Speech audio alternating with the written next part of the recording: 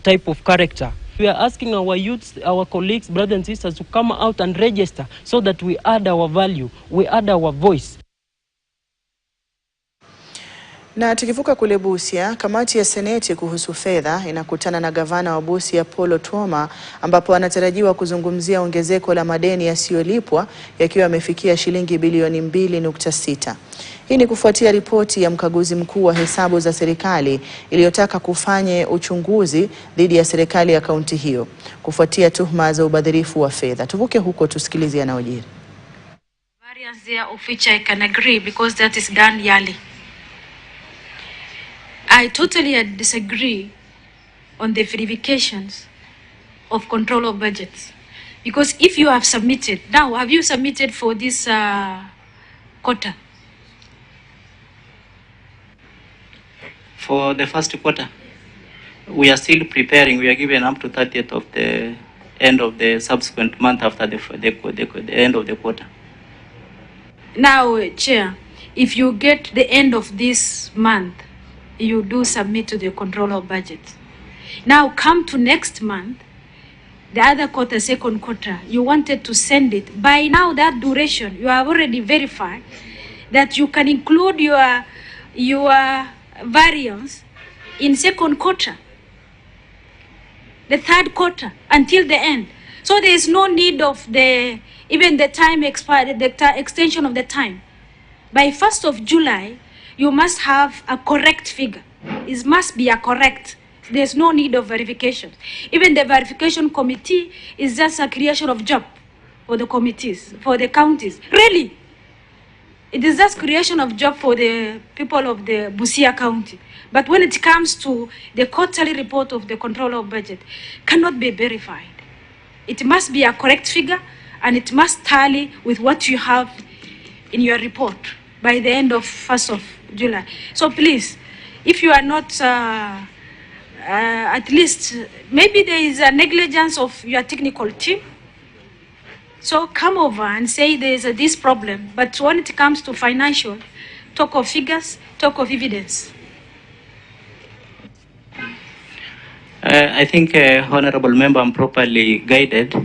It's just that there was an omission, and we need now to correct it when we shall be doing our report for the first quarter. I think somebody needs to read the law to my brother here. Have you ever looked at Article 2, Clause 4 of the Constitution and what it says about omissions? And can we look at Article 226, Clause 5 of the Constitution in terms of your responsibility personally, whether in office or out of office, for this money you are trying to trace? You know, you're talking like an omission is something that's allowed. An omission is not allowed. So you cannot explain the failure to account for public funds by pleading incompetence.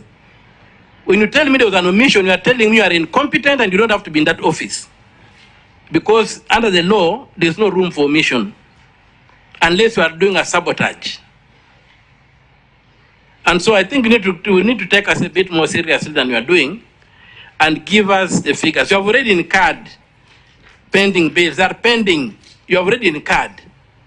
There's no room for you to present a figure that is not comprehensive. There's no room for that. Thank you, Senator. Legal, are you ready? Yeah, proceed.